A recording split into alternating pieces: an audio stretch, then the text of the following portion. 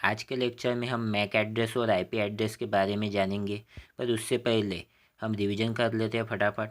IC का long form integrated circuit, ISP का internet service provider, ICT का information and communication technology, IMAP का internet message access protocol, ISDN का integrated service digital network, ICMP का internet control message protocol, IMPS का immediate payment service, ICR का intelligent character recognition, ISCII का Indian standard code for information interchange, IP का internet protocol, IBM का international business machine, internet का interconnected network, IDN का internationalised domain name, IPC का inter process communication, IMEI का international mobile equipment identity, IANA का internet assign number authority, IRC का internet relay chart, IT का information technology,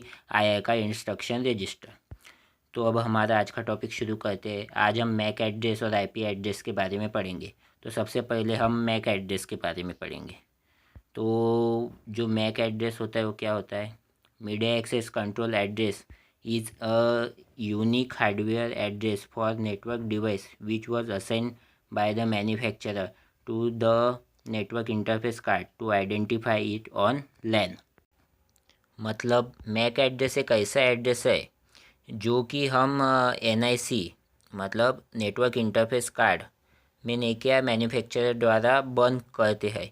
जिससे क्या होता है, इसका यूज़ क्या है कि हम जो लोकल एरिया नेटवर्क है हमारा लैन, उसमें हम किसी कंप्यूटर या नेटवर्क डिवाइस को यूनिकली आइडेंटिफाई कर सके।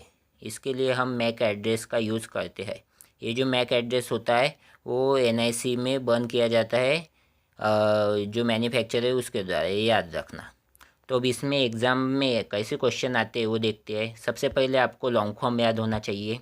मैक एड्रेस का लॉन्ग फॉर्म क्या है? Media access control address. और दूसरा चीज़ यूज़ किसके लिए करते हैं MAC address? Uniquely identify the computer online. Local area network में कंप्यूटर को यूनिकली आइडेंटिफाई करने के लिए हम मैक एड्रेस का यूज़ करते हैं। इम्पोर्टेंट है, याद रखना। फिर उसके बाद मैक एड्रेस को ही फिजिकल और हार्डवेयर एड्रेस कहते हैं। Very very important. MAC address 12 digit hexadecimal number होता है। कितने डिजिट? 12 डिजिट। और कौन से फॉर्मेट में होता है? हेक्साडेसिमल फॉर्मेट में। चलो एक एग्जांपल देखते हैं। आपको दिख रहा होगा 3C D9 2B11 2F33। तो ये 12 डिजिट नंबर है और हेक्साडेसिमल फॉर्मेट में। मैंने आपको नहीं क्या फ़िलहाल नंबर सिस्टम पढ़ाया नहीं, इसमें नंबर कन्वर्जन। तो अभी के लिए बता देता हूँ। हेक्साडेसिमल मतलब 0 से 9 लेकर 0 से 9 तक, 0 1 2 3 4 5 6 7 8 9 और A से F तक, ABCDEF इतने हेक्साडेसिमल में आते। तो इनको ही मिलाकर हम 12 डिजिट का हेक्साडेसिमल एड्रेस बनाते हैं जिसे मैक एड्रेस कहते हैं। तो इसमें हम इसे कैसे डिफाइन करते हैं?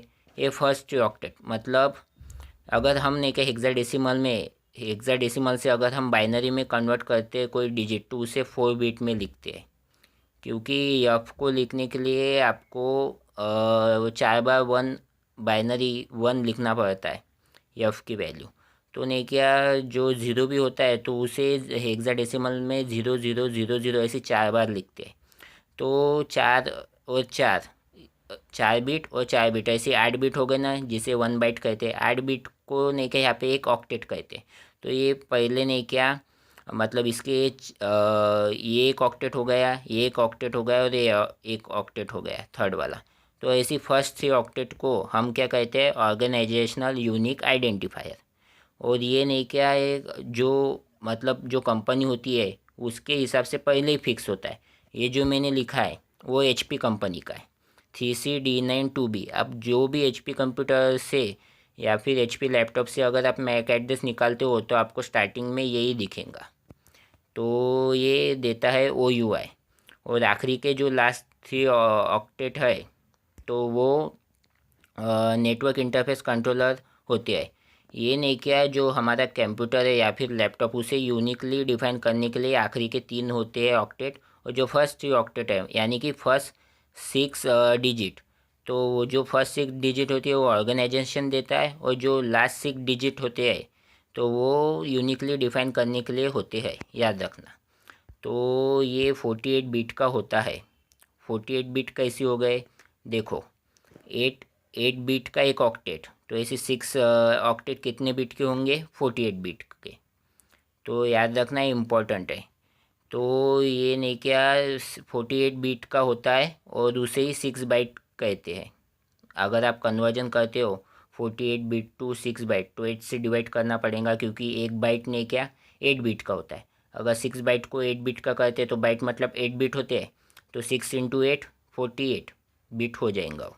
मैंने आपको पढ़ाया ये कन्वर्जन में, मेमोरी में पढ़ाया था आपको कन्वर्जन कैसा करना। तो 48 बिट मतलब ही 6 बाइट का होता है, याद रखना। मैक एड्रेस 48 बिट का होता है और 6 बाइट का होता है, ऐसा याद रखना आपने। तो उसके बाद ये second layer of OSI model पे होता है। सेकंड लेयर कौन सी ओएसआई मॉडल की, बताओ बताओ, रिवीजन होना चाहिए। तो सेकंड लेयर कौन सी है, डाटा लिंक लेयर। इसमें डाटा किस फॉर्म में होता है, फ्रेम्स के फॉर्म में होता है। और डिवाइस कौन से है, स्विच और ब्रिज। तो इस ये नहीं क्या मैक एड्रेस से रिलेटेड है ये 3 पॉइंट, तो याद रखना। मैक एड्रेस सेकंड लेयर पे होती है, फ्रेम्स से रिलेटेड होती है, और स्विच और ब्रिज से भी रिलेटेड होती है। ये फ्रेम्स में वो एड्रेस बिट्स के फॉर्मेट में देकर भेजा जाता है। तो बिट्स तो फिज़िकल लेयर पे वर्क होती है, और ये जो फ्रेम्स है ये डाटा लिंक लेयर पे होती है, तो याद रखना। तो अगर आपको आपके कंप्यूटर या फिर लैपटॉप का मैक एड्रेस निकालना है, तो उसके लिए प्रोसीजर क्या है, सबसे पहले विंडोज़ की +R, ये विंडोज़ के लिए बता रहा हूँ मैं। विंडोज़ की +R दबाने से रन डायलॉग बॉक्स ओपन होता है, मैंने शॉर्टकट की में भी पढ़ा है आपको। फिर उसमें नहीं कि आप अगर CMD टाइप कर कर एंटर दबाते हो तो कमांड प्रॉम्प्ट ओपन होता है। फिर उसके बाद आपने क्या, अगर उसमें मैक गेट मैक डालकर एंटर दबाते हो तो आपको नहीं क्या ऐसा कुछ एड्रेस मिल जाएगा, जिसका OUI उसके कंपनी के हिसाब से होगा, ये HP कंपनी का है। और एक यूनिक आखिरी के 3 जो ऑक्टेट है वो यूनिक होते हैं, last 6 digit hexadecimal number unique होते हैं। तो ऐसा आपको एक मैक एड्रेस दिखने को लग जाएगा। इसके बाद अगर आपने क्या गेट मैक नहीं दबाए, IP config/ ऑल भी दबाकर अगर आप एंटर की दबाते हो तो फिर भी आपको मैक एड्रेस दिखना लग जाता है। तो विंडोज़ में मैक एड्रेस कैसे पता करते हैं, विंडोज़ की +R से रन डायलॉग बॉक्स ओपन होता है। फिर उसमें CMD टाइप कर एंटर दबाने के बाद कमांड प्रॉम्प्ट ओपन होने के बाद अगर आप गेट मैक या फिर IP config/ऑल दबाते हो और एंटर दबाते हो तो आपको मैक एड्रेस मिलता है। तो जो मैक एड्रेस आता है वो कैसे आता है, मतलब मैक एड्रेस नहीं किया, 3 फॉर्मेट में हम लिख सकते हैं, 3 अलग अलग सेपरेटर के हिसाब से। सबसे पहला कौन सा है, कोलन, फिर हाइपेन, फिर पीरियड। तो देखते हैं। सपोज मैंने एक एग्जांपल लिखा है 1A 2B 3C 4D 5E 6F। तो अलग अलग सेपरेटर के हिसाब से इसे कैसा लिखा जाता है वो देखते हैं। सबसे पहले कोलन, तो कोलन से हम ऐसा लिखते हैं, मतलब जो फर्स्ट 6 हेक्साडेसिमल नंबर है वो OUI होता है और बाकी का NIC होता है। तो नहीं क्या, कोलन को हम उसमें ऐसा सेपरेट करते हैं। तो ये लिनक्स ऑपरेटिंग सिस्टम में ज़्यादा दिखने को मिलता है। फिर हाइफेन है, तो हाइफेन ने क्या विंडोज़ ऑपरेटिंग सिस्टम में दिखने को ज़्यादा मिलता है। और जो पीरियड है जिसे फुल स्टॉप या डॉट भी कहते हैं, तो पीरियड ही याद रखो नाम, वैसे पीरियड ही बोलती है इसको। तो वो नहीं क्या, सिस्को डिवाइसेस एक कंपनी होती है जिसके नेटवर्किंग डिवाइस को वो ऐसी IP एड्रेस से असाइन करते हैं। तो याद रखना, वेरी वेरी इंपॉर्टेंट है। मैक एड्रेस में जो सेपरेटर है वो 3 होते हैं, कोलन, हाइफेन और पीरियड। तो टाइप्स ऑफ मैक एड्रेस देखते हैं। मैक एड्रेस कितने कितने प्रकार के वो देखते हैं। तो MAC address are categorise based on their LSB, least significant bit of the first byte. मतलब क्या होता है, जो मैक एड्रेस है वो नहीं क्या, मतलब कौन सी कैटेगरी में आएगा वो हम LSB, लीस्ट सिग्निफिकेंट बिट से पता करते हैं, वो भी फर्स्ट बाइट का। फर्स्ट बाइट कौन सी है यहाँ पे, अगर ये एग्जांपल है तो इसमें फर्स्ट बाइट कौन सी है, 1 है। याद रखना, अभी मैं एक एक करके बताता हूँ। सबसे पहले हम देखते हैं यूनिकास्ट मैक एड्रेस। तो यूनिकास्ट मैक एड्रेस मतलब इसका यूज़ होता है to identify a single device. Unicast MAC address use to identify a single device. और ये 1-to-1 कम्युनिकेशन के लिए यूज़ होता है। जैसे कि एक कंप्यूटर से दूसरे कंप्यूटर में आपको फाइल ट्रांसफ़र करना है, तो वहाँ पे यूनिकास्ट मैक एड्रेस यूज़ होता है। और हमें कैसा पता चलेगा ये मैक एड्रेस यूनिकास्ट है या कि दूसरा कौन सा है? तो उसके लिए आपको नहीं क्या LSB of the first byte 0 होना चाहिए, तो उससे वो यूनिकास्ट मैक एड्रेस में आ जाता है। मतलब क्या है, एक एग्जांपल लेता हूँ। जैसे कि यहाँ पे लिखा है मैंने 3C5A B4 8E12 7F, ऐसा मैंने एक एग्जांपल लिया है। तो इसकी जो फर्स्ट बाइट है 3C, उसको हम बाइनरी में जब लिखते हैं, 3 को कैसे लिखते हैं 0011, और C को कैसे लिखते हैं 1100। तो जो LSB है, लीस्ट सिग्निफिकेंट बिट, किसको कहते हैं? जो इधर अपने राइट हैंड साइड में राइट मोस्ट है, जो मैंने रेड फॉन्ट में लिखी है यहाँ पे, तो इसे LSB कहते हैं। तो ये नहीं क्या 0 होती है। अगर ये 0 है, अगर हम फर्स्ट बाइट को बाइनरी में लिख कर अगर वो 0 आती है, तो वो यूनिकास्ट मैक एड्रेस में आती है। आपको क्वेश्चन आ सकता है इस पे, क्योंकि पूछे गए हैं प्रीवियस ईयर में कुछ कुछ एग्ज़ाम में, तो मैंने देखा, इसलिए मैंने आपको बताना ज़रूरी समझा है। यूनिकास्ट में आता है, तो पता होना चाहिए आपको कि यूनिकास्ट की पहचान कैसी है। LSB ऑफ फर्स्ट बाइट क्या होगा 0। इसके नहीं क्या मैं आपको आगे बताता हूँ।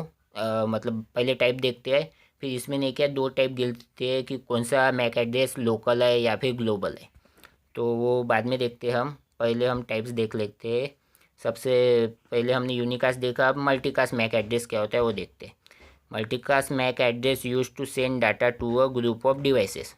ग्रुप ऑफ डिवाइसेस में अगर कौन सा डाटा भेजना है आपको, तो हम यूनिकास्ट मैक एड्रेस का यूज़ करते हैं।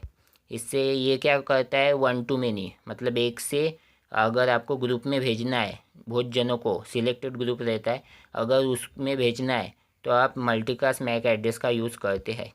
यहाँ पे क्या होता है, the LSB of the first byte is 1। मतलब ये एग्जांपल लिया, सपोज हमने 010005E0000 FB, इसका कुछ लेना देना नहीं, फर्स्ट बाइट को देखो क्या है 01। 01 को बाइनरी में कैसे लिखेंगे, 0 को कैसे लिखते हैं 0000, और 1 को कैसे लिखते हैं 001। तो जो LSB है, जो राइट मोस्ट है हमारी, उसे LSB कहते हैं। तो ये 1 होना चाहिए।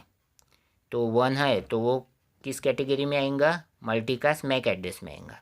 वेरी वेरी इंपॉर्टेंट है, याद रखना। उसके बाद broadcast MAC address. Broadcast MAC address use to send data to all device in the network. मतलब हमारे नेटवर्क में अगर जितने भी डिवाइस है उन सबको एक साथ डाटा भेजना है, ग्रुप में नहीं, पूरे के पूरे network device without any character मतलब कुछ क्लासीफाई करे बगैर, अगर जितने भी नेटवर्क डिवाइस है उन सबको आपको नहीं क्या डाटा भेजना है, तो हम किसका यूज़ करते हैं, ब्रॉडकास्ट मैक एड्रेस का यूज़ करते हैं। तो इसकी एड्रेस वैल्यू क्या होती है, ऑल वंस। एफ को क्या लिखते हैं 1111, फिर भी एफ, फिर सेकंड एफ को क्या लिखेंगे 1111। मतलब ऐसे सारे 11 अगर आए तो वो क्या करेंगे, ब्रॉडकास्ट मैक एड्रेस में आते हैं और वो सारे के सारे जितने भी डिवाइस है हमारे नेटवर्क में उन सबको डाटा फॉरवर्ड कर देंगे। ये ब्रॉडकास्ट मैक एड्रेस का यूज़ है। आपको एड्रेस वैल्यू याद रखना है ऑल वंस। तो इसके बाद मैंने जो यूनिकास्ट में बताया था आपको, एड्रेस ग्लोबल है या लोकल है, ग्लोबली एडमिनिस्ट्रेट एड्रेस और लोकली एडमिनिस्ट्रेट एड्रेस, ये कैसे पता करें? तो आपको नहीं क्या, जो वहाँ पे हम फर्स्ट बाइट देखते थे, मतलब यहाँ पे क्लासीफाई करने के लिए, पर ये यूनिकास्ट एड्रेस ग्लोबल है या लोकल है वो कैसा पता करता है, second LSB of first byte. Second LSB देखते हैं, मतलब क्या, जैसे कि नहीं क्या मैंने यहाँ पे एग्जांपल लिखा है, एग्जांपल लिखा है 02। तो 0 को कैसे लिखेंगे 0000, और 2 को कैसे लिखेंगे 0010। हमने क्या जो यूनिकास्ट और मल्टी क्लास देखा था हमने, वहाँ पे नहीं क्या फर्स्ट LSB देखते थे यहाँ पे, पर यहाँ पे आपको सेकंड LSB देखना है। किसके लिए, ग्लोबल है क्या लोकल है। अगर सेकंड LSB 0 है तो वो ग्लोबल है, अगर सेकंड LSB 1 है तो वो लोकल है। अगर सेकंड LSB ज़ीरो है तो वो ग्लोबल है, और अगर सेकंड LSB 1 है तो वो लोकल है। देखो यहाँ पे जैसे लिखा मैंने, तो ये लोकल है क्योंकि यहाँ पे सेकंड LSB नहीं क्या 1 है, तो ये लोकल है। अगर यहाँ पे ज़ीरो आता था 1 की जगह तो वो ग्लोबल हो जाता था। तो ऐसा पहचानते हम लोकल है कि ग्लोबल है वो एड्रेस। तो सेकंड LSB याद रखना, सेकंड LSB का यूज़ कर हम वो पता करते हैं, पर किसकी, जो फर्स्ट बाइट होती है, जो फर्स्ट बाइट होती है उसकी सेकंड LSB। यहाँ पे मल्टी क्लास और यूनी क्लास में क्या देखते हैं हम, LSB को, पर यहाँ पे सेकंड LSB को याद रखना। जीरो किसके लिए, ग्लोबल के लिए, 1 किसके लिए, लोकल के लिए। तो अब हम आगे बढ़ते हैं। तो जो मैक एड्रेस है वो अलग अलग सिस्टम में कैसे पता करते हैं वो लिखा है यहाँ पे। तो आपने एक एग्ज़ाम पॉइंट ऑफ व्यू से विंडोज़ को ही याद रखो, क्योंकि एक यही पूछा गया है प्रीवियस ईयर में भी, और यही मैक्सिमम आपको पूछने के चांसेस है। इधर तो ज़्यादा चांसेस नहीं है, फिर भी एक बार देख लो। तो विंडोज़ की प्लस आर से और फिर CMD कमांड प्रॉम्प्ट में आप मैक एड्रेस या फिर IP कॉन्फ़िग स्लैश ऑल दबाते हैं तो आपको मैक एड्रेस दिखने लग जाता है विंडोज़ में। लिनक्स में क्या है, control plus alt plus T से टर्मिनल ओपन होता है, उसमें अगर IP लिंक आप दबा के एंटर दबाते हो तो लिंक ईथर के सामने जो आता है 12 डिजिट, ये मैंने सिर्फ यहाँ पे OUI लिखा है, उसके बाद NIC होगा, तो ये जो लिंक ईथर के सामने दिखता है वही आपका IP एड्रेस होता है। अगर आप IP लिंक के जगह इफ़ कन्फिग, स्पेलिंग बराबर यहाँ पे IP नहीं है, यहाँ पे इफ़ ही है, IFCONFIG, ये स्पेलिंग बराबर है हाँ?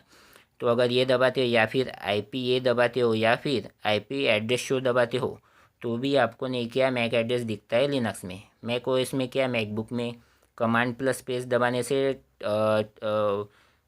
टर्मिनल टाइप करने के बाद अगर आप IFCON इफ़ कन्फिग दबाते हो तो आपको मैक OS में आपको वो दिखना लग जाता है। एंड्रॉयड फ़ोन में कैसे, सेटिंग में जाके अबाउट फ़ोन में जाकर स्टेटस पर जाकर वाईफाई मैक एड्रेस पर क्लिक करने से आप एंड्रॉयड फ़ोन में भी मैक एड्रेस का पता लगा सकते हैं। इधर भी आपने क्या, जो कंट्रोल पैनल होता है उधर भी जाकर सेटिंग्स में जाकर भी पता कर सकते हैं, पर ये शॉर्टकट कीज़ के हिसाब से कैसा पता लगा सकते हैं वो स्टेप्स लिखे हैं।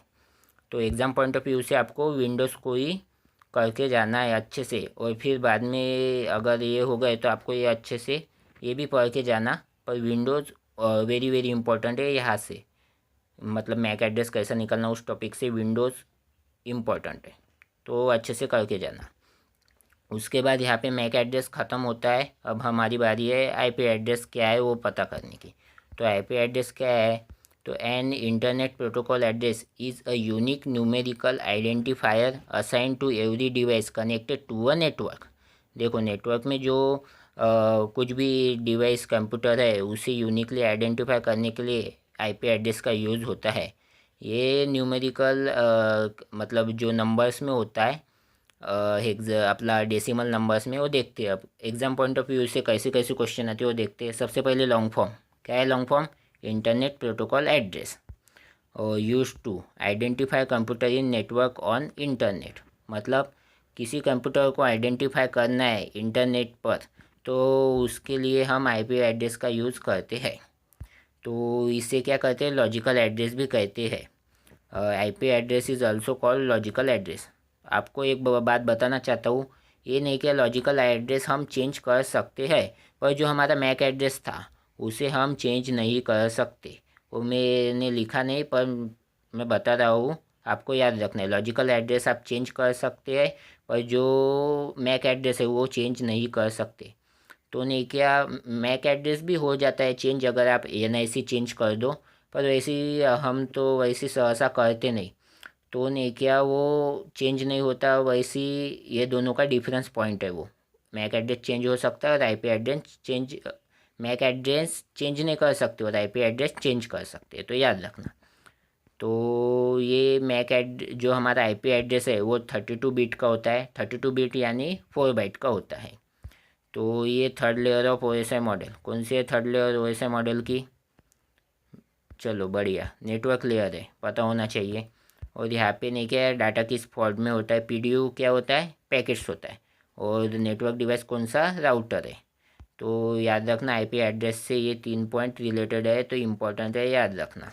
तो उसके बाद अगर आपको आईपी एड्रेस पता करना है किसी डिवाइस का, तो आपको क्या करना पड़ेगा, विंडोज़ की प्लस आर दबाने से रन डायलॉग बॉक्स ओपन होता है, फिर उसमें CMD टाइप कर एंटर दबाने से कमांड प्रॉम्प्ट ओपन होने के बाद अगर आप आईपी कॉन्फ़िग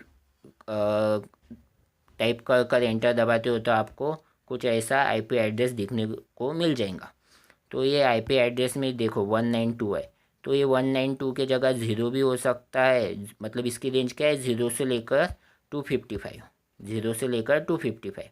देखो ये नहीं क्या, आपको नहीं क्या 255 को अगर आप बाइनरी में करते हो कन्वर्ट, तो उसके लिए आपको कितने बिट लगेंगे, बताओ बताओ कितने बिट लगेंगे, 8 बिट लगते हैं। वैसे नहीं क्या ये यहाँ पे नहीं क्या 255 समझो रेंज है, ये 0 से लेकर 255 आपको कहाँ पे भी लिख सकते हैं, पर नहीं क्या मैं आईपी एड्रेस ऐसे लिखते हैं। तो नहीं क्या ये 8 बिट का हो गया, ये 8 बिट का हो गया। ये 1 को भी कैसे लिखेंगे, 7 टाइम्स 000 लिखेंगे, फिर उसके बाद 1 लिखेंगे। तो 0 की तो कुछ वैल्यू नहीं होती, 1 तो 1 होता है बाइनरी में जब लिखते हैं। हम पढ़ेंगे आगे इस कोर्स में, तो आपको वहाँ पे क्लियर हो जाएगा। फिलहाल इतना याद रखो।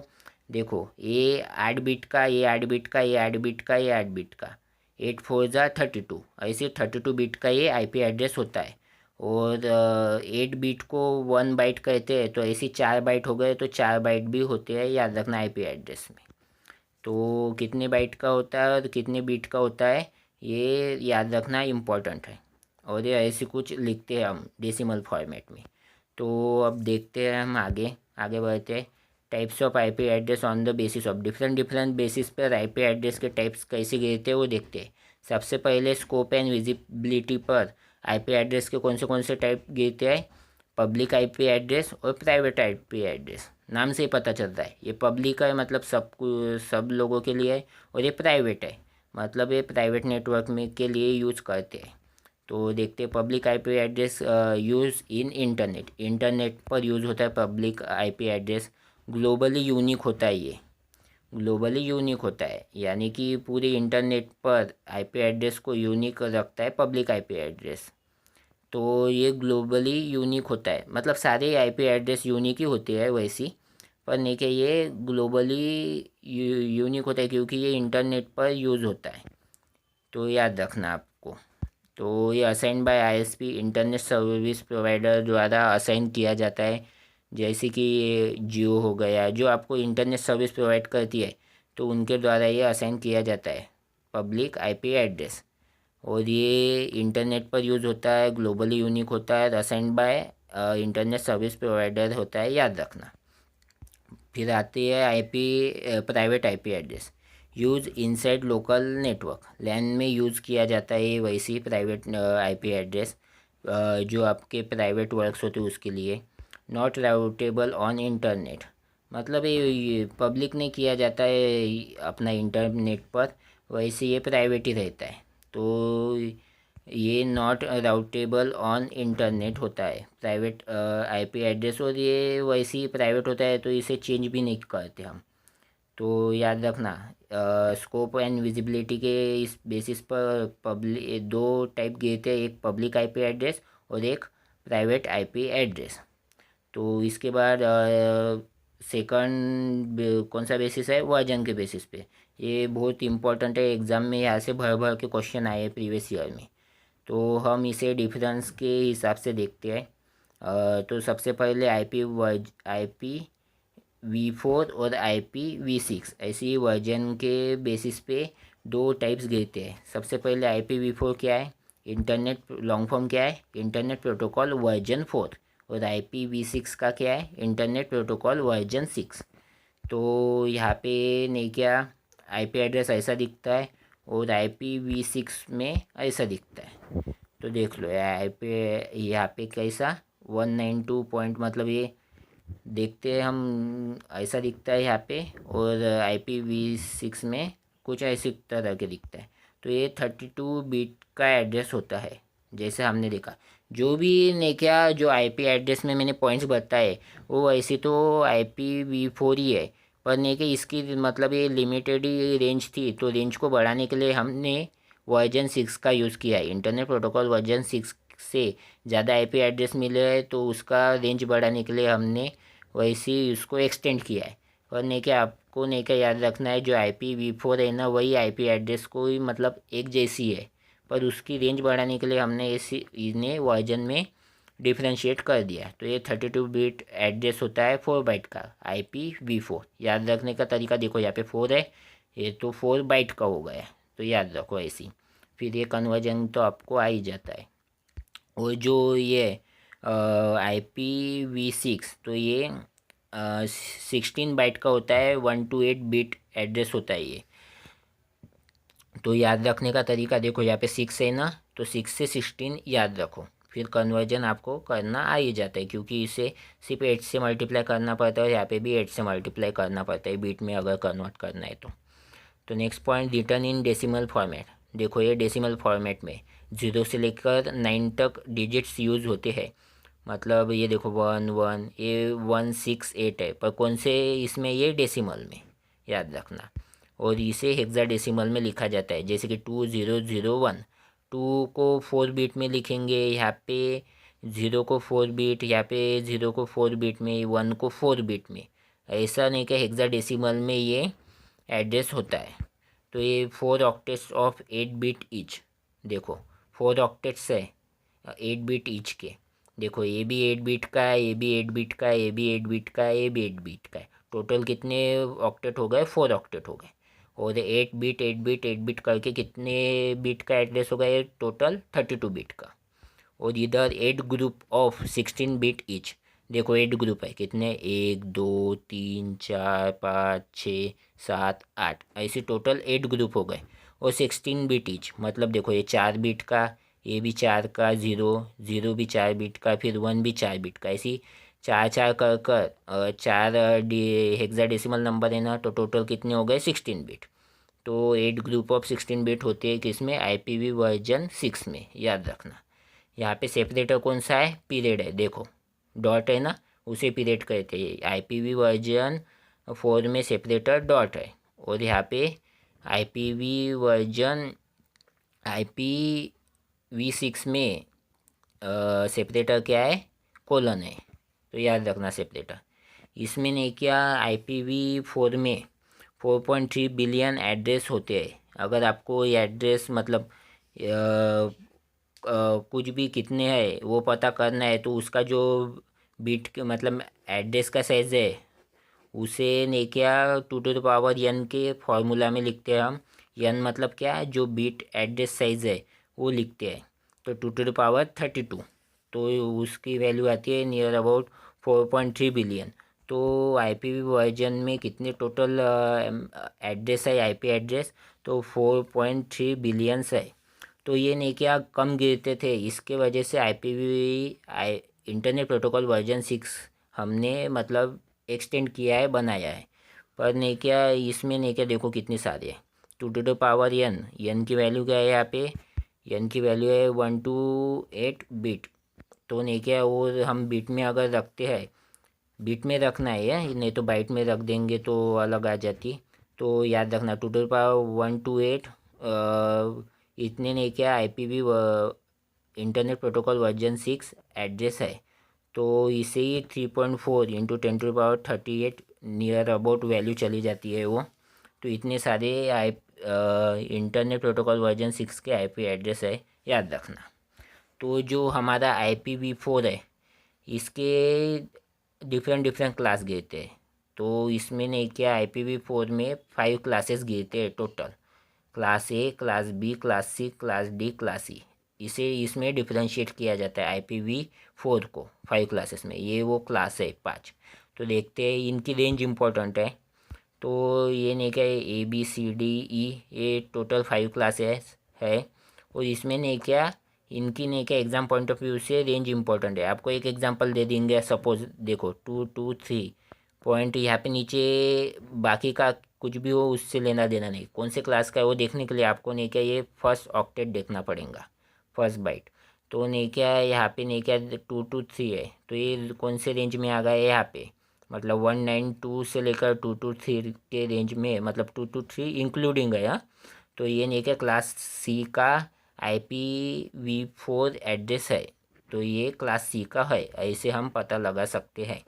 तो नहीं क्या क्लास ए की रेंज क्या है, 1 से लेकर 1 to 6 तक। क्लास बी की 1 to 8 टू 191 तक।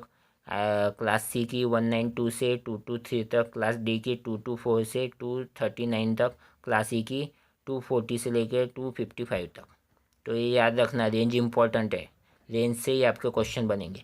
तो ये रेंज देखो मैंने यहाँ पे लिखा है, जैसे कि फ्रॉम 1.0.0.0 ये नहीं क्या मैंने इनिशियल लिखा है, ये जो 1 है इसको ही देखना है आपको, जो पहला ऑक्टेट है उसको ही देखकर आपको क्लास का पता लगाना है वो कौन से रेंज में आता है। ऐसा आपको क्वेश्चन बनाएंगा, पूछते हैं कौन से क्लास का IP एड्रेस है, तो वहाँ पे आपको नहीं क्या ये रेंज अच्छे से याद करना है। तो यहाँ पे नहीं कि आपने देखा होगा 1 से लेकर 126 तक है, फिर उसके बाद नहीं क्या 127 मिसिंग है। तो वो क्या होता है पता है क्या, वो नहीं क्या लूपबैक IP एड्रेस कहते हैं उसे, वो या फिर लोकल होस्ट IP एड्रेस कहते हैं।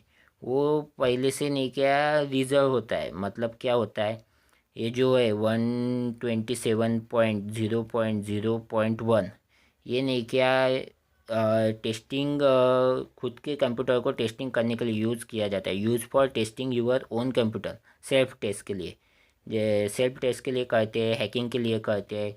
तो याद रखना ये इम्पोर्टेंट है ये वाला एड्रेस। और मैंने नहीं कहा यहाँ पे जानबूझकर स्टार लगाया है, अगर नहीं क्या किसी ने पूछा 127.0.0.2 ये कौन से क्लास में आता है, तो आपको वो नहीं क्या एक क्लास में ही रखना है, पर रेंज में ऐसे लिखते हैं तो रेंज में ऐसे ही याद रखो, अगर कौन सा आया और ऑप्शन में क्लास ए है, क्लास बी है, क्लास सी है, क्लास डी है, तो आपको उसको नहीं क्या क्लास ए में ही रखना है। 127.0.0.2 3 4 5 6 जो कुछ भी आएगा अलग अलग, तो वो आपको नहीं क्या फर्स्ट क्लास में ही रखना है। तो रेंज नहीं क्या समझ में आया कि आपको ये नंबर चेंज होते रहेंगे इधर से, पर ये जो पहला है फर्स्ट ऑक्टेट उसकी आपको वैल्यू देखनी है, तो कौन सी रेंज में आता है वो एग्ज़ाम में इतना ही इम्पोर्टेंट है। जो क्लास डी है वो मल्टीकास्टिंग के लिए रिजर्व होता है, हम देखते हैं आगे आगे भी बताऊंगा, हमने वैसे मैक एड्रेस में भी देखा था, पर नहीं क्या हमने क्या IP एड्रेस में भी देखेंगे मल्टीकास्टिंग क्या है, तो अलग बेसिस पे डिफरेंशिएट किया जाता है, वहाँ पे देखेंगे। तो ये मल्टीकास्टिंग के लिए अपना रिज़र्व होता है, और जो क्लास ई है वो रिसर्च एंड डेवलपमेंट के लिए रिज़र्व किया गया है ये IP एड्रेस। तो यहाँ पे इम्पोर्टेंट क्या है, आपको रेंज अच्छे से याद रखना पड़ेगा। और लूपबैक एड्रेस या फिर लोकल होस्ट IP एड्रेस किसे कहते हैं, लूपबैक IP एड्रेस और लोकल होस्ट IP एड्रेस किसे कहते हैं वो इम्पोर्टेंट है, वो इसका एड्रेस पता मतलब आपको पता चाहिए होना चाहिए 127.0.0.1। तो ये अच्छे से याद रखना है, सेल्फ टेस्ट के लिए यूज़ होता है। तो आगे बढ़ते हैं, असाइनमेंट मेथड के बेस पर IP एड्रेस को हम स्टैटिक IP एड्रेस और डायनेमिक IP एड्रेस में डिफ्रेंशिएट करते हैं। स्टैटिक का मतलब क्या है कि जो टाइम के साथ नहीं क्या चेंज ना हो, और डायनेमिक का मतलब क्या है जो टाइम के साथ चेंज होते रहता है। तो ऐसी स्टैटिक IP एड्रेस है, तो देखते हैं static IP address permanently assign to a device, ये मैन्युअली असाइन किया जाता है नेटवर्क एडमिनिस्ट्रेटर द्वारा। तो ये permanently assign to a device, एक बार असाइन करने के बाद उसे चेंज करने की ज़रूरत नहीं गिरती, ऐसी डिवाइस में हम स्टैटिक IP एड्रेस को असाइन करते हैं।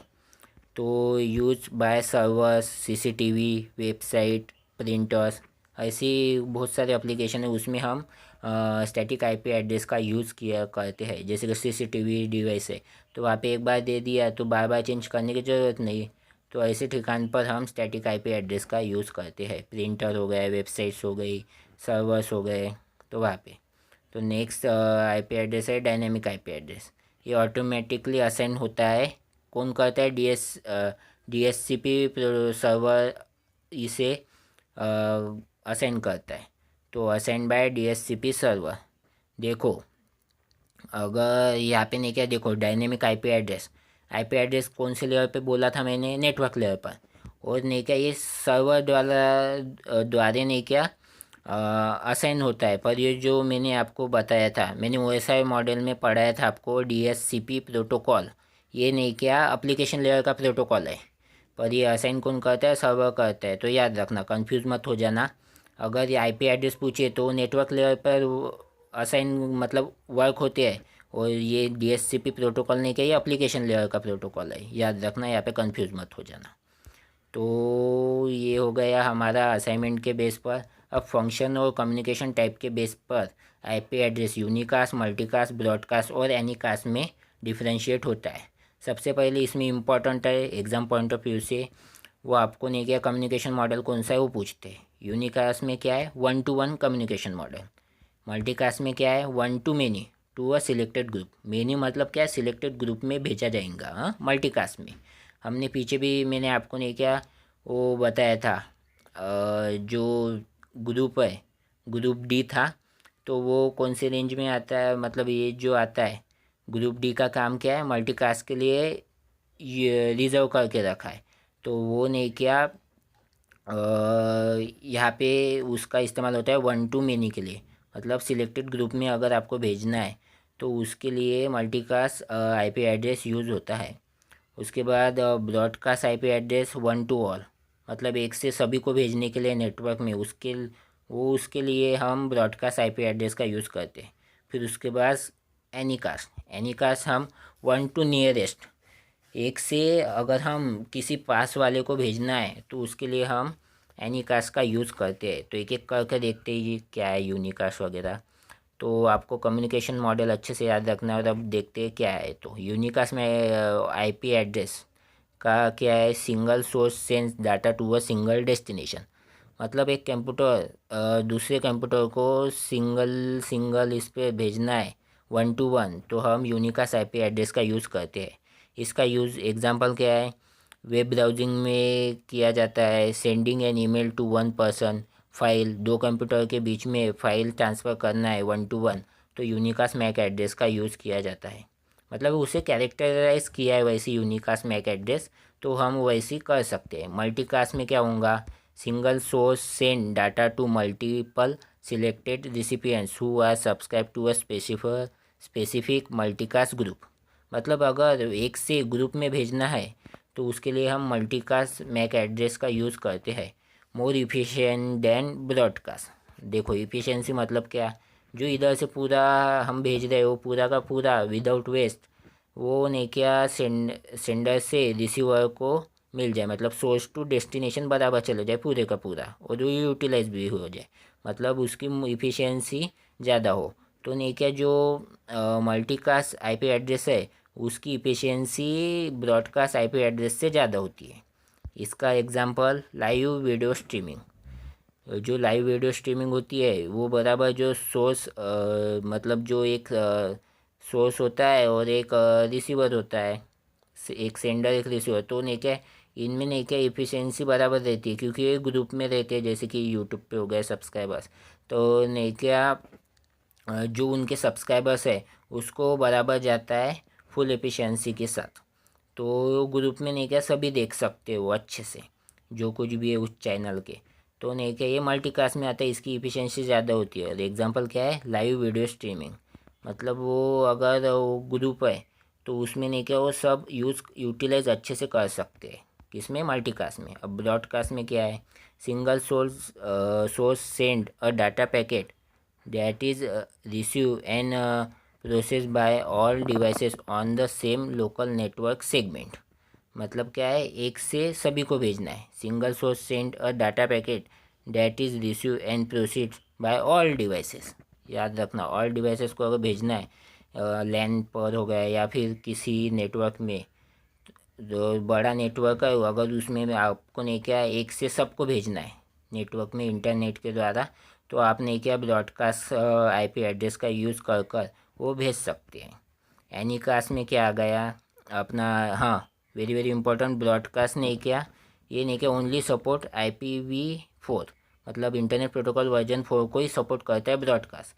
जो यूनिकास्ट है, मल्टीकास्ट है, एनीकास्ट है, वो IPv4 को भी सपोर्ट करेंगे और IPv6 को भी। पर जो ब्रॉडकास्ट IP एड्रेस है वो सिर्फ IPv4 को ही सपोर्ट करेगा। इम्पोर्टेंट है, एग्ज़ाम पॉइंट ऑफ व्यू से इम्पोर्टेंट है। ये देखो यहाँ से मतलब ऐसी पॉइंट से सिलेक्शन होता है, आपको भी पता है। जो पढ़ेगा अच्छे से याद करेगा उनका ही सिलेक्शन होगा। तो याद रखना इम्पोर्टेंट है एग्ज़ाम पॉइंट ऑफ व्यू से ये पॉइंट। ओनली सपोर्ट IPv4, कौन सा? Broadcast IP address. अब देखते हैं एनी कास्ट क्या है। 1 to नियरेस्ट मतलब क्या? Same IP addresses is assign to multiple servers. मतलब अगर कुछ नेटवर्क है उसमें नहीं क्या मल्टीपल सर्वर को अगर सेम IP एड्रेस दिया है तो नहीं क्या वो नहीं क्या नियरेस्ट वाले सर्वर्स से कम्युनिकेट करेगा। मतलब 1 to nearest same IP address is assign to multiple server. जब मल्टीपल सर्वर को नहीं क्या सेम IP एड्रेस दिया जाता है नेटवर्क पर तो नहीं क्या वो जो उससे सबसे नियरेस्ट है उससे कम्युनिकेशन करेगा। ऐसा पता है क्यों करते हैं? जो टाइम है वो अच्छे से सेव हो जाए, मतलब टाइम वेस्ट ना जाए, उसके लिए हम एनिकास मैक एड्रेस का यूज़ करते हैं। तो आपका यहाँ पे IP एड्रेस और ये जो हमने मैक एड्रेस और IP एड्रेस देखा वो लेक्चर यहाँ पे ख़त्म होता है। आपके लिए होमवर्क है, आपका होमवर्क है आपको शॉर्टकट कीज़ और तो अच्छे से रिवाइज़ आप अपने बेसिस पे रिवाइज़ तो कर दे सब कुछ जो मैं पढ़ा रहा हूँ। पर नहीं क्या अगर आपने क्या मेरे कोर्स को स्टार्टिंग से देख रहे हो तो आपको शॉर्टकट कीज़ और इनपुट आउटपुट डिवाइसेस आज आपको पूरा अच्छे से फिनिश कर देने का है। मतलब रिवीजन तो करते ही रहो, पर नहीं क्या आपको ऐसे फीलिंग आनी चाहिए कि नहीं क्या मैंने इतने अच्छे से किया है ये यहाँ तक के कि मुझे फिर से नहीं क्या इसे पढ़ने की ज़रूरत नहीं लगे तो फिर से देखो लेक्चर देखना है तो। पर नहीं क्या आज नहीं क्या इसे पूरा अच्छे से याद कर लो। तो अगर आप शॉर्टकट कीज़ तो आपको मैंने बराबर क्विक रिवीजन में ली है सब कुछ। और अगर आप इनपुट आउटपुट डिवाइसेस मैंने अलग अलग लेक्चर में लिए। अगर आप इसे भी रिवीजन अच्छे से करो, आज ख़त्म कर दो पूरा। अगर आप रात को देख रहे हो तो कल कर लेना। मतलब सवेरे दोपहर का खाना खाने से पहले इनपुट डिवाइस कर लेना, फिर शाम को आउटपुट डिवाइस कर लेना। नहीं तो इतना बड़ा नहीं है ये, वैसे एक साथ भी किया तो हो जाता है। तो ये अच्छे से आपको रिवीजन करनी है इन 2 टॉपिक्स की। तो यहाँ पे आपका स्टडी लेक्चर ख़त्म होता है। अब बारी है गुरु मंत्र की। तो आज के गुरु मंत्र में आपको एक स्किल बताना चाहता हूँ जो सब में होनी चाहिए। तो आपको बनना है बगुला। ये नहीं क्या इसे स्वान कहते हैं या फिर हंसा भी कहते हैं या फिर राजहंस भी कहते हैं। तो बड़े बुजुर्ग कहते हैं इसमें नहीं क्या क्वालिटी होती है। अगर नहीं क्या वाटर और मिल्क का मिक्सचर बनाकर हम अगर इसको पीने को दे तो नहीं क्या ये उसमें का नहीं क्या सिर्फ मिल्क ही पीता है, वाटर वैसे ही रहने देता है। ऐसी इसकी खासियत होती है राजहंस की। तो नहीं क्या उसे स्वान कहते इंग्लिश में। तो ऐसे कहते हैं लोग, पर नहीं क्या रियलिटी में वैसी नहीं होता। मैंने देखा है कि रियलिटी में वैसे नहीं होता। पर ये बातें हैं तो हम यहाँ से कुछ सीख सकते हैं। क्या सीख सकते हैं? आपको नहीं क्या आप कौन सा भी सब्जेक्ट पढ़ते हैं तो जैसे कि हमने आज का ही एग्जांपल लेते हैं IP एड्रेस और मैक एड्रेस। तो मैंने वो कैसा पूरा डिटेल में अच्छे पॉइंट से पढ़ाया है आपको। तो नहीं कि आपका एक भी क्वेश्चन रॉन्ग नहीं होगा अगर आप मेरे से अच्छे से पढ़ मतलब रिवाइज करते हैं सब कुछ अच्छे से करते तो एक भी क्वेश्चन रॉन्ग नहीं होगा। पर आपकी जो एग्ज़ाम है जिसकी आप प्रिपरेशन कर रहे हैं उसके हिसाब से नहीं क्या वो पूरा आपके लिए सारा का सारा करना ज़रूरी नहीं है। सबसे पहले नहीं क्या उसमें से आपको नहीं क्या जैसे ये मिल्क और वाटर का मिक्सचर है तो आपको नहीं क्या उसमें का नहीं क्या सबसे पहले आपसे आपके लिए जो रिलेवेंट है मिल्क, सपोज यहाँ पे मिल्क है तो आपको वही लेना है। वाटर वहाँ पे ही रहने देना है, आपको मिल्क पीना है इसके जैसी, इसकी स्किल है जैसी। तो नहीं क्या फिर बाद में अगर आपको चाहा तो पानी पी सकते हैं, यानी कि जो एक्स्ट्रा कंटेंट है वो पढ़ सकते हैं। हर एक सब्जेक्ट की हर एक टीचर आपको नहीं क्या बहुत सारा पढ़ा देते हैं। जैसे मैंने भी आपको नहीं क्या होल उस टॉपिक को अच्छे से कवर किया है। पर एग्ज़ाम पॉइंट ऑफ व्यू से नहीं किया इतने डीप में क्वेश्चन नहीं आएंगे, ऊपर ऊपर क्वेश्चन आ सकते हैं। तो वो कैसा पता लगेगा आपको कि आपको कौन से टॉपिक करने हैं कौन से स्किप करने हैं? तो आपको पता चलेंगे PYQs की वजह से, प्रीवियस ईयर क्वेश्चन। मतलब आपका मिल्क का जो क्रीमी कंटेंट है वो आपको नहीं क्या PYQ के बेसिस पर आपको डिफ्रेंशिएट करना है कि ये PYQ देख लिया, आपको फिर एक आइडिया लग जाता है आपको कौन से क्वेश्चन, जैसे कि एक आधी एग्ज़ाम है वो नहीं क्या 12 बेसिस पर है, 12 पास बेसिस पर, उसके आपने प्रीवियस क्वेश्चन देख लिए, प्रीवियस ईयर क्वेश्चन, तो आपको एक अंदाज़ा आ जाता है मेरे को कौन से क्वेश्चन करना है। फिर उसमें नहीं क्या आपने जो कंटेंट पढ़ा है, जैसे इस लेक्चर की बात करते हैं तो आपको पूछा जाएगा कि मैक एड्रेस कौन से लेयर पर वर्क करता है, तो आपको पता है मतलब आंसर क्या है, data link layer MAC address का होगा। तो इतने लेवल पर है तो उसके हिसाब से आप आपकी तैयारी कर सकते हैं। फिर बाद में आपने क्या पूरा आपका ऐसा पूरा सिलेबस कर लिया आपने, तो फिर आकर आप सेकंड टाइम रिवीजन कर सकते हैं। मतलब आपका ये पूरा का पूरा आप पी लेंगे, मतलब ऐसे समझा रहा हूँ मैं आपको यहाँ से। तो आपको नहीं क्या सबसे पहले नहीं क्या PY को उसको देखकर आपके नहीं क्या कंटेंट के हिसाब से नहीं क्या वो आपको देखना है कि आपके रिलेवेंट क्या है और वो अच्छे से आपको रिवाइज करना है। बाकी तो भी बाद में कर लेना, मतलब वो अच्छे से हो गए आपके टॉपिक्स, जैसे कि इम्पोर्टेंट पॉइंट्स है, फिर आपको बाकी के पॉइंट्स अच्छे से करना है। तो ये बहुत अच्छी स्किल है, मतलब ये रियलिटी में तो नहीं होती पर बताने के लिए इसका एग्जांपल मुझे अच्छा लगा। और ऐसी रियल लाइफ में भी आप बहुत चीज़ें कर सकते हैं। आपको जो मतलब इसका मिक्सचर होता है उसमें से इम्पोर्टेंट क्या है आपके लिए, मिल्क। तो मिल्क कैसे निकाल सकते हैं वो आप इससे सीख सकते हो, और ये आप अपने जीवन में या फिर अपनी इस स्टडी प्लान में आप ये स्किल लगा सकते हो। तो PYQ की हेल्प लेकर आपको आपके जो कंटेंट है उसकी अच्छे से रिवीजन करनी है, जिससे आपका सिलेबस अच्छे से हो जाए। मतलब एग्ज़ाम रिलेवेंट ही पढ़ने का है आपको। तो मैंने नहीं कि इसमें 12th लेवल और जैसे 12th लेवल का एग्जांपल दिया, तो नहीं कि इसमें नहीं कि अगर आप ये टॉपिक पढ़ते हैं तो आपका नहीं क्या 12th लेवल वाली एग्ज़ाम भी हो गई, और नहीं कि इंजीनियरिंग बेसिस की भी एग्ज़ाम इसमें जो कुछ भी है वो भी कवर हो जाती है। मैंने इतना अच्छे से पढ़ाया आपको, आपने देखा ही होगा। तो नहीं क्या उसमें क्या आपको नहीं क्या देखना है, PYQs के हिसाब से आपके एग्ज़ाम से रिलेवेंट क्या क्या टॉपिक है, वो कौन से भी सब्जेक्ट का रहो, कौन सा भी टॉपिक रहो, कौन सा भी ये रहो, तो हर एक इसमें आपको नहीं क्या जो आपके PYQs है उसके हिसाब से वो उसका रिलेवेंसी देखकर एग्ज़ाम के तो आपको वैसे ही करना है। तो आज के गुरु मंत्र में बस इतना ही था।